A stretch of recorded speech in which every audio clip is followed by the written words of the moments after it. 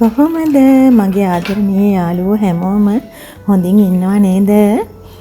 ඔන්න බලන්නකෝ කාලෙකට පස්සේ මට ගෙදර ඉන්න chance එකක් හම්බුණා.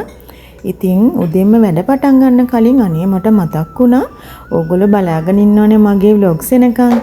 ඉතින් ඒක නිසා අද නම් මම අරන් ආවේ මේකප් වීඩියෝ එකක් නෙමෙයි.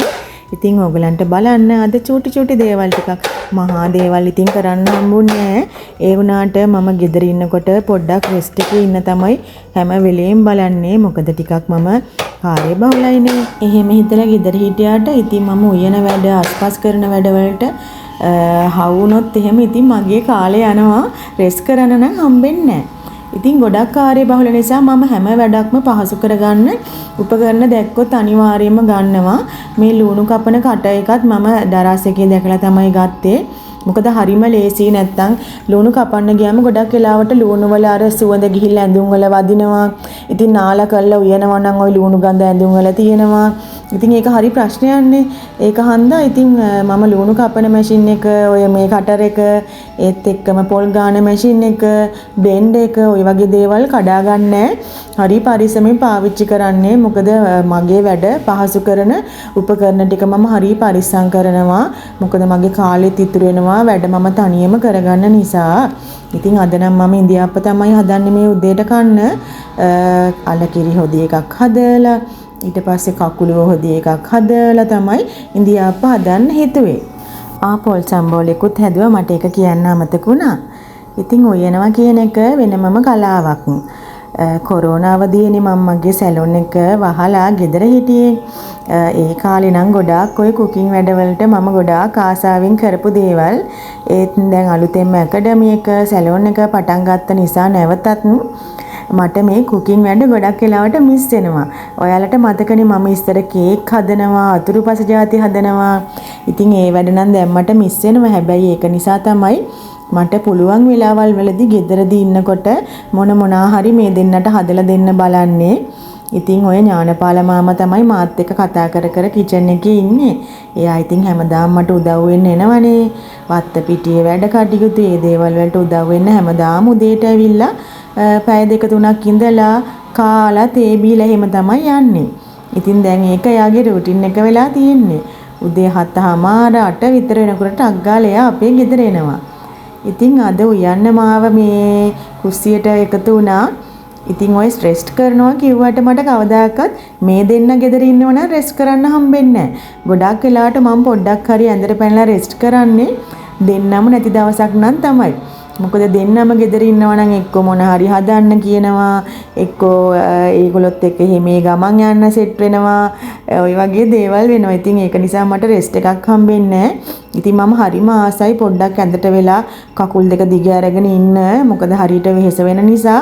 ඉතින් ඒ වගේ වෙලාවක් හදාගන්න හොයාගන්න නම් මට හරිම අමාරුයි.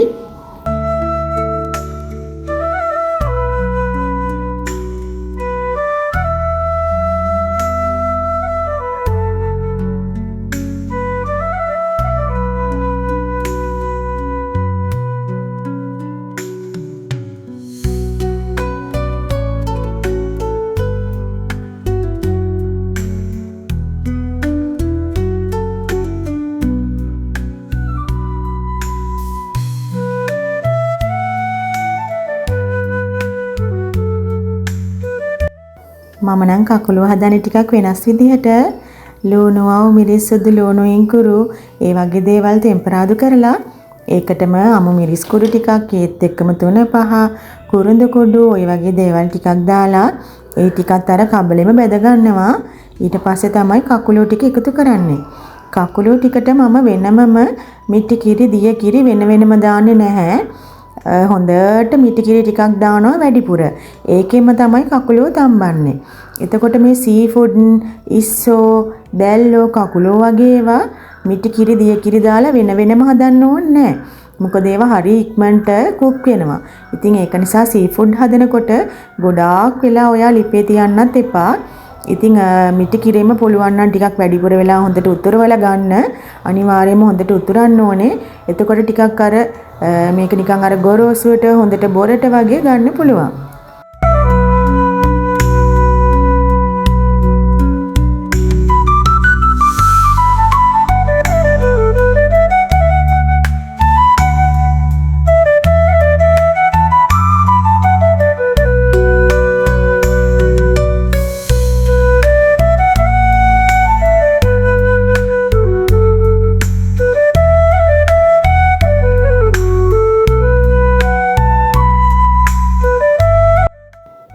කකුළු ටිකක් දැන් හදාගෙන ඉවරයි. අල හොදි එකත් හැදුවා. ඉතින් හැම වැඩක්ම කරනකොට මම පොඩ්ඩක් අස් කර කර තමයි කරන්නේ. මොකද මම හරිය බයයි මැස්සෝ, කූඹියෝ එනවට. ඉතින් කෑම නිතර හලලා හැඩි කරගෙන උයන්න ගියාම මැස්සෝ කූඹියෝ එනවා වැඩි. ඉතින් ඒ හන්ද හැම වෙලේම මම අස් කර කර සින්ක් එක සෝද සින්ක් එකේ වැඩිපුර භාජන තියෙනවනම් ඒවත් සෝද තමයි උයන්නේ. ඉතින් එහෙම උයනකොට මට චුට්ටක් උයන්න වෙලාව යනවා. මට ඒක කළමනාකරණය කරගන්න තාම බැරි වුණා. එක්කෝ මම ලිප පිහිද උයනවා, ලිප වටේ වැටෙන තෙල් ඒත් එක්කම විසික් වෙන දේවල් ඒ සේරම පිහිද උයන්නේ. ඉතින් ඔය සේරම කර කරන්න ගියාම මට ඉතින් ටිකක් වෙලාව යනවා උයන්න පැයක් දෙකක් වැඩිපුර යනවා. ඉතින් ඒ වුණාට ඉතින් වැඩ ඔක්කොම උයලා වුණාට පස්සේ පිළිවෙලයිනේ. ඒක හන්දා ඉතින් මේ විදිය මං හොඳයි කියලා හිතනවා. ඉව්වට පස්සේ සින්ක් එකත් සෝදලා සේරම භාජන ඔක්කොම අර ඒ වෙලාවෙම මම සෝද ගන්නවා. ඉතින් ඒක ඔයාලා කොහොමද කළමනාකරණය කරගන්න කියලා මට කියන්න බලන්න. කාලේ ඉතුරු කරගෙන කොහොමද කරන්න කියලා මේ වගේ වැඩ. ඔගොල්ලොත් ওই වගේ සුද්ධ කරම කිචන් එකේ උයනවද? එහෙම නැත්නම් උයලා ඔක්කොම ඉවරනාම භාජන සෝදලා කිචන් එක ක්ලීන් කරනවද?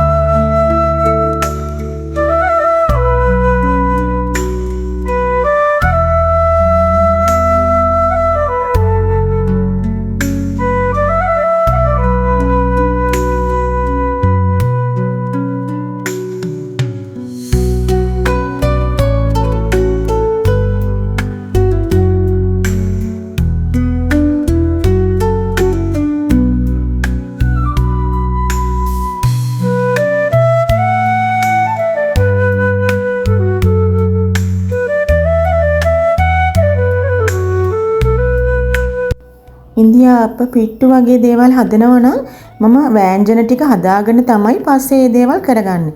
ඒ මොකද ඉන්දියාප්ප බාපු ගමන් උණුවෙන්ම තමයි කන්න ඕනේ. පිට්ටුත් එහෙමයි. ඊට පස්සේ ටිකක් වෙලා ගියාම නිකන් ඒක වේලුණාම සීතල වුණාම ඇත්තටම රසට කන්න බෑ. මොකද හොදි නම් අපිට රත් කරගන්න හරි පුළුවන්නේ. ඉතින් මේක රත් කරනවා නම් නැවත ස්ටීම් කරන්න ඕනේ. එහෙම කරන්න බැරි කමකුත් නැහැ. ඒ වුණාට මම කරන්නේ ඉස්සෙල්ලාම වෑංජන ටික හදා ගන්නවා. ඊට පස්සේ තමයි ඉන්දියාප්ප තම්බන වැඩ, ඔය පිට්ටු හදන වැඩ, ඒ වැඩේ කරන්නේ. හැබැයි ඉතින් ඉන්දියාප්ප තම්බන නම් මට මහ වෙලාවක් යන්නේ නැහැ. මොකද විනාඩි 5න් 6න් ටක් ගාලා ස්ටීමර් එකේ මගේ ලස්සනට ඉන්දියාප්ප ටික කුක් වෙනවා. ඉතින් ওই මිරික ගන්න වැඩේ විතරයි තියෙන්නේ. ඉතින් ඒකත් මට හරි ඉක්මනට කරන්න පුළුවන්. ඉතින් ඒ නිසා තමයි මම වෑංජන පොල් සම්බෝලේ ඔක්කොම හදාගෙන උණුවේම මේගොල්ලන්ට කන්න දෙන්න මේ විදිහට අන්තිමටම ඉන්දියාප්ප ඔය කඩයාප්පන් වැඩ කරගන්නේ අන්තිමටමයි.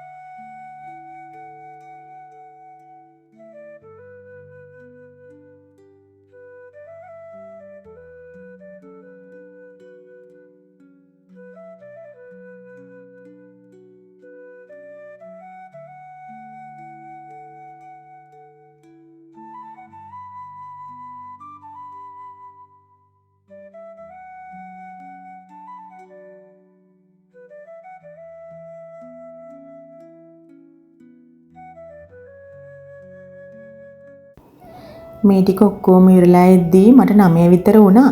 කොහොමත් සතියාගේ දවසක් නම් එහෙම නැත්තම් අපේ ගෙදර දෙන්නම ගෙදර ඉන්න දවසක් නම් එයාලා ටිකක් උදේට උනත් දවල්ට උනත් කන්න ටිකක් පරක්කු වෙනවා. ඉතින් මම දඩි බිඩියේ පොල් සම්බෝලට හිකුත් හැදුවා. හස්බන්ඩ් එළියට යන්න කියලා වැඩ ටිකක් කරගන්න. මොකද සෙනසුරාදා ඉරිදා කියන්නේ මට එළවලු ගන්න ඕනේ, ග්‍රොසරි යන්න ඕනේ, මාළු ගන්න ඕනේ. ඒත් එක්කම කරන්ට් බිල්, ඒත් එක්කම ටෙලිෆෝන් බිල් ඒවා ගෙවන්න තියෙනවා නම් ඒවා ගෙවන්න යන්න ඕනේ. ඉතින් ඒ වැඩ ඔක්කොම බාර අරගෙන කරන්නේ හස්බන්ඩ් තමයි. ඉතින් වීකෙන්ඩ් එකක් කරලා එයා සේරම වැඩ ටික කරනවා. අද ওই වැඩ ටික කරගන්න තමයි අද එයා එළියට යනවා කිව්වේ. ඉතින් ඒක නිසා එයාට කන්න මං දඩි බිඩි ගාලා කෑම ටික සේරම මේසෙට ඇරියා. අද ඉතින් එළිය කුස්සිය තමයි කෑම ටික මම බෙදලා තිබ්බේ. මොකද ඉතින් මේ කුස්සියත් පාවිච්චි කරන්න එපා නේද? මම උයන වැඩවලට විතර මේක ගොඩක් වෙලාට පාවිච්චි වෙන්නේ. එහෙම නැත්නම් හවස් වරුවේ චුට්ටක් ඔය තේ බොන්න ඒ වගේ වෙලාවට තමයි. මොකද ගොඩක් හවස් වුණාම සමහර ලාට මෙතන මදුරු ඉන්නවා. මොකද අපේ ගියාවට හරියට ගස් කොළන් තියෙනවනේ. ඉතින් ඒක නිසා ගොඩාක් හවස් වෙන්න කවුරුත් වැඩි එළියට යන්නේ නැහැ මදුරුවන්ට බයේ.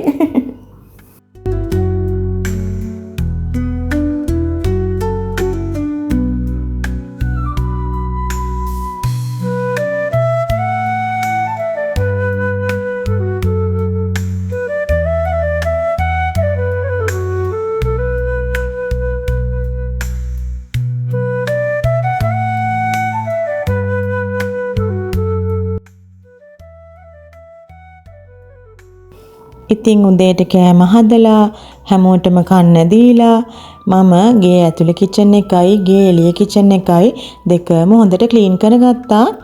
මම අද පොල් කුරු ටිකක් වැඩිපුර තිබ්බ නිසා පොල් කුරු ටිකක් බීමට දාලා ඒකට භූමිතෙල් චුට්ටකුත් ස්ප්‍රේ කරලා තමයි පොළව මැද්දේ. ඉතින් ටයිල් එක කුණු වෙලා එහෙම තියෙනවා නම් මේ විදිහට පොල් කුඩුයි භූමිතෙලුයි පොඩ්ඩක් දාලා මැද්දාම හොඳට ක්ලීන් වෙනවා. ඒත් එක්කම මැස්සෝ එන්නෙත් නැහැ. ඉතින් මේ ක්‍රමේ නම් මගේ අම්මත් කරා, මගේ නැන්දම්මත් කරා. ඉතින් ඒගොල්ලන්ගෙන් දැකලා තමයි මමත් මේක ඉගෙන ගත්තේ. ඉතින් ඇත්තට මටත් ඒක දැනුණා පොල් කුඩු වලින් මේ විදිහට මදිනකොට පොළව හොඳට ක්ලීන් වෙනවා, හොඳට ෂයින් වෙනවයි කියලා. ඉතින් දැන් සේරම අස් කරලා ඇතුලේ කිචන් එකයි සේරම අස් කරලා ඉතින් හැමදාම ඔයාලට මතක ඇතිනේ මගේ පරණ වීඩියෝස් වලත් අනිවාර්යයෙන්ම උයලා ඉවරුනහම මම මේ ඔයිල් බර්න් එකයි ඒත් එක්කම හඳුන් කූරුයි කිචන් එකේ පත්තු කරනවා. ඒක මම දැන් අවුරුදු ගාණක් තිස්සේ ඉඳන් කරන වැඩක්. ඉතින් මම දැක්ක ගොඩාක් දැන් ඉන්න ගර්ල්ස්ලත් අලුත උයන්න ඒත් එක්කම අලුත විවාහ වෙච්ච අයත් මේ විදිහටම කරනවා. ඉතින් මට දැක්කාම හරි සතුටුයි. ඉතින් මේ වගේ දේවල් කාගෙන් හරි ඉගෙන ගන්න එක ලොකු දෙයක්නේ. අපේ ජීවිතේ අපි හොඳ දේවල් ඉගෙන ගන්න එක නරක දෙයක් නෙමෙයි කාගෙන් හරි බලාගෙන. ඉතින් ඒකට මට හරිම සතුටුයි හැමෝම ඒ විදියට ක්ලීන් එකට දේවල් කරනවට. ඉතින් මගේ ඔයාලට මතකයිනේ තිබ්බා හියුමිඩිටි අර ස්ටීම් එකක් වගේ එකක් තිබ්බ මතකයිනේ මේ ඔතන තියලා තියෙන්නේ. ඉතින් ඒක මම දෙකක්ම කලින් අරන් තිබ්බේ. ඒ දෙක මගේ කාලයක් ගිහිල්ලා කැඩුණා. මොකද ගොඩක් පරණ නිසා. ඉතින් ඊට පස්සේ මං අලුත් එකක් නැවත දරාස් එකෙන් බලලා ඕඩර් කරා. ඔය අලුතෙන් ආපු එක තමයි. ඒකේ ලයිට් එක ලස්සනට පාට වෙනස් වෙනවා. ඒත් එක්කම හොඳට ස්ටීම් එක එනවා. ඒකට මම දානවා essential oils. මගේ oil burn එකටත් මම essential oil දානවා. ඉතින් essential oil නම් මං හිතන්නේ දරාස් එකෙන් වගේ ගන්න පුළුවන්. මමත් ඔය AliExpress එකෙන් ගත්තා සහ මට විදේශගත වෙලා ඉන්න කෙනෙක් ගෙනත් දීපු ඒවා තියෙන මගේ ළඟ. ඉතින් මේ humidity ස්ටීමර් එක මේක මම ගත්තේ දරාස් එකෙන්. මේක හැබැයි USB ලයින් එකක් තමයි තියෙන්නේ. ඉතින් ඕනනම් ප්ලග් කරන්නත් පුළුවන්. හැබැයි මම කරන්නේ පවර් බෑන්ක් එකකට මේක සෙට් කරගෙන තියන් ඉන්නේ. ඉතින් කිචන් එකේ මගේ වැඩවලට කියලා මම පවර් බෑන්ක් එකක් වෙනම අරන් තියන් ඉන්නේ. ඒ පවර් බෑන්ක් එකට ගහලා තමයි මම ඒක පාවිච්චි කරන්නේ. ඒත් එක්කම මේකේ වතුර ඉවර වෙනවා. මේ වගේ ස්ටීම් වෙලා ගිහින් හුමාලෙත් එක්ක හරිම සුවඳ හුමාලයක් එන්නේ. අර පරිසරයම හරිම නිකන් සුවඳ කරනවා. අවට හරිම අර තෙතමනේ හොඳට තියෙනවා. හරි ආසයි එතන ඉන්න ඇත්තටම. කිචන් එක උයලා ඔක්කොම ඉරුණාම මේ වගේ අස් කරාම මාරම සතුටක් දැනෙන්නේ. මැස්සෙක්වත් නැති වෙනවා. මොකද මැස්සෝ මට මාර කරදරයක් වෙලා තිබ්බ කාලයක්ම. ඒත් අර කාලෙන් කාලට මැස් වෙනෝනේ කාලයකට එක මැස්සෙක්වත් නැති වෙනවා. ඊට පස්සේ කාලයකට ආයි මැස්සෝ වෙනවා. ඔහොම තියෙනවනේ. ඉතින් අලුතෙන් ගෙවල් හදන අය ඉන්නවා නම් ඉස්සර වගේ නෙමෙයි දැන් අපේ ගෙවල් නම් ගොඩාක් කල්නේ හදලා අවුරුදු 20ක් විතර වෙනවා අපේ ගෙවල් හදලා. ඉතින් අලුතෙන් ගෙවල් හදන අය ඉන්නවා නම් ඔය මැස්සෝ එතකොට වේයෝ කූඹියෝ ඒ වගේ නැති වෙන්න ෆවුන්ඩේෂන් එකට මේ කියන අත්තිවාරම හදනකොටම කිමිකල් දාන්න පුළුවන්. ඒ කිමිකල් දාලා එතකොට මැස්සෝ ඔය ලොකු හොටෙල්ස් වල මැස්සෝ එහෙම නැහැනේ. නේ නිකන් හරි හිතෙන්නේ නැද්ද ඔයගලන්ට ඇයි මේ හොටෙල් එකේ මැස්සෙක්වත් නැත්තේ කියලා. එහෙම වෙන්නේ අර ෆවුන්ඩේෂන් එකට මේගොල්ලෝ කිමිකල් දාලා ඒ ගෙවල් හදන්න අත්තිවාරටම. එතකොට ඔය වගේ එන්නේ මේ කරදරකාරී කෘමීන් සත්තු එන්නේ නැහැ. ඉතින් ඇත්තටම මමත් හස්බන්ඩ් කිව්වේ අනේ අපරාධේ ඒ කාලෙම ඒ වගේ දේවල් කරගන්න තිබ්බා.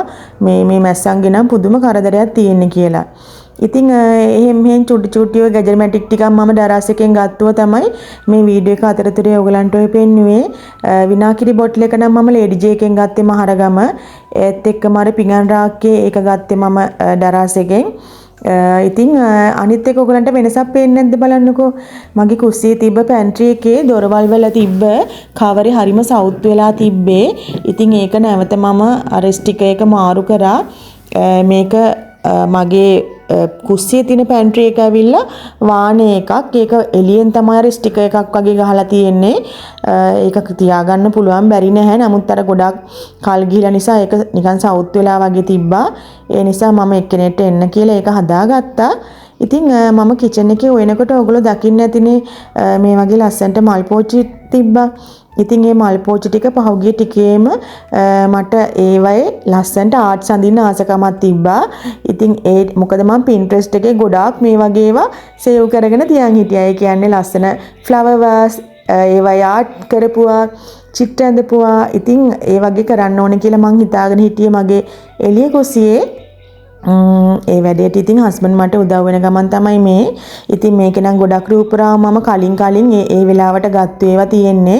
ඉතින් මං හිතනවා ඔයාලටත් මේ ටික දකින්න ආස වෙයි කියලා. ඒත් එක්කම ඉන්නකෝ මම Pinterest එකේ ගත්තු පින්තූර ටිකක් ඔයගලන්ට දැන් මේ වීඩියෝ එකටම එකතු කරන්නම්. එතකොට ඔයගලන්ට තව අයිඩියාස් එයි. ඉතින් මේ සේරම මැටි පොලිෂ් කරපුවා. ඒ කියන්නේ මැදපු මැටි පෝච්චි කියන්නේ ඒවා. මැදපු ඒවා තමයි මේ වගේ ආර්ට් වැඩ වලට ගන්න ඕනේ නැත්තම් නම් බෑ. ඉතින් මැදපු මැටි පෝච්චි අරන් තමයි මම ඊට පස්සේ ඒවයි ලස්සන්ට හස්බන්ඩ් කියලා පාට කරලා තමයි පස්සේ මම ආස ඩ්‍රොයින්ස් ටික ඇඳගත්තේ.